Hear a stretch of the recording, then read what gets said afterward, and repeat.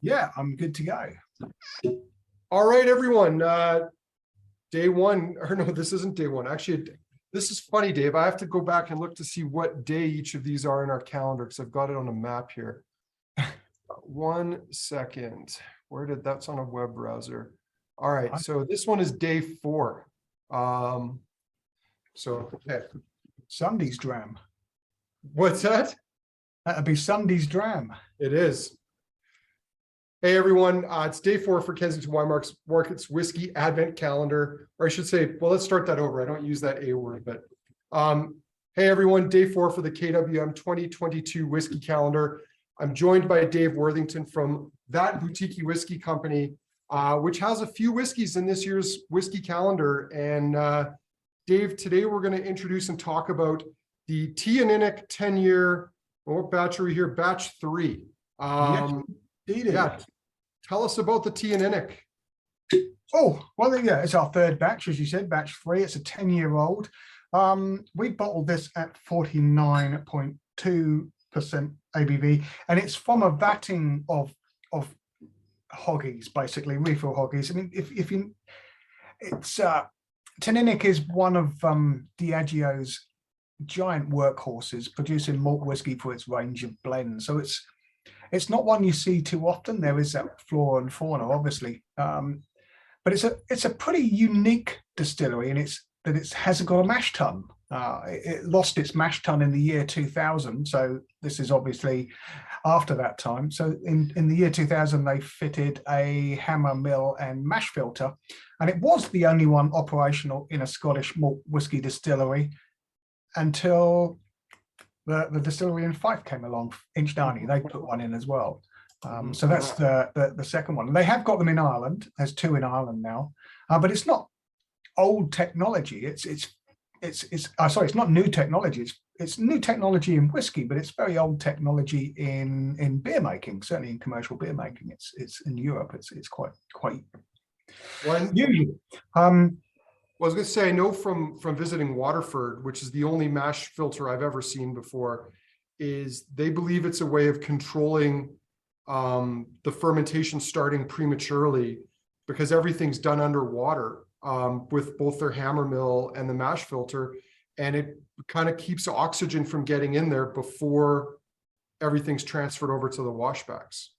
Right. Well, I mean, the use of the technology, which I was told, which removes that need for the mash tun, really produces those ultra clear work, which gives a clue to the distillery character. And if you taste them against old and new whiskies, but it really does become really fragrant and sort of exotic grassiness that coming in with it.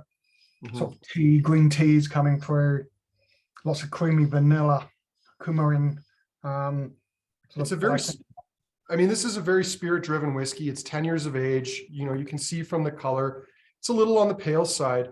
But I think what's cool about that is people get to see a bit of a naked Teaninich here, get to see and experience the profile of the spirit without too much oak influence on it.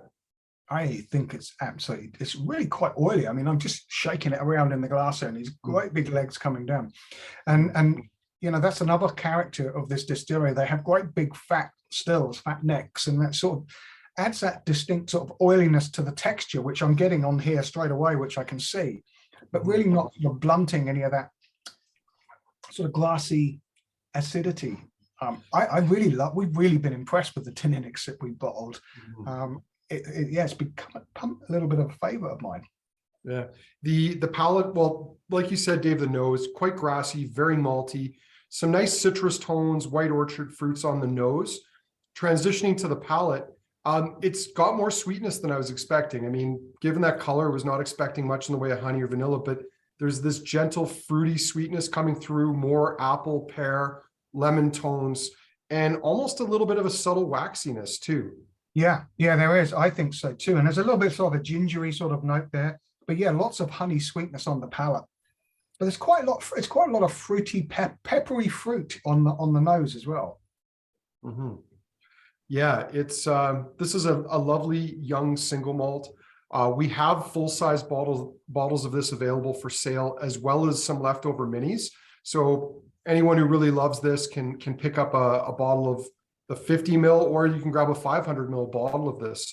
49.2%. I think it's a nice drinking strength for this whiskey. I think if this was at cask strength, which I'd have to assume would have been closer to high 50s, if not 60, I think this might have been a tad sharper. And I think that 49.2 strength is really allowing it to shine. I think so too. I mean, there was a few casks here. It was quite a big batch when we put this together at the time. So yeah, the youngest one was 10, let's put it that way, but I don't know what else was in there off the top of my head, but I know it was a lot of fillings basically, because that's what this distillery makes. Should we talk about the label? Because it's one of my favorite little labels in here. Let's do it. Because there's a lovely story about this distillery, and it really is a bit of a true love story. The founder, Captain Hugh Munro, he was shot in the head behind his eyes. He was very lucky enough that he survived this shooting, but however, he did lose his eyesight in the process. Now, his sweetheart, who he was due to marry, was forbidden by her father to marry him, as he didn't want her marrying a disabled man. So she ended up marrying somebody else, but she always carried this flame for her lover, Captain Hugh Munro, and we've got her sitting here in the church. So she's sitting at the back of the church on the pews on the left, and Captain Hugh Munro is sitting right at the front with got the little blue glasses on there in the chapel, because this is the sort of place where she could see him. He obviously didn't know what was going on, but she always carried this flame.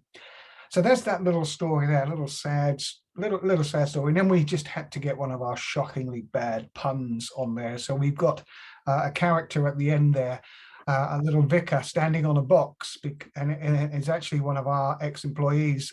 Nick Ravenhall used to be our sales and marketing director a while ago, and so we've got him standing on a box because he's a Teaninich.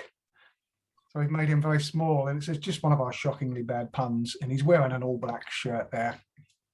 Yeah, that's cute. Yeah, and obviously there's what looks like a couple of folks wearing matching tams, and some stained glass windows as well too. Fun little label, tasty little whiskey, and in my opinion, really good value. It's with the Teaninich that we've had have been superb. Absolutely, really been impressed with them. You don't see an awful lot of Teaninich. There is a flora and fauna that you can find. Still, it's still one of their flora and faunas that comes up as a 10 or a 12-year-old.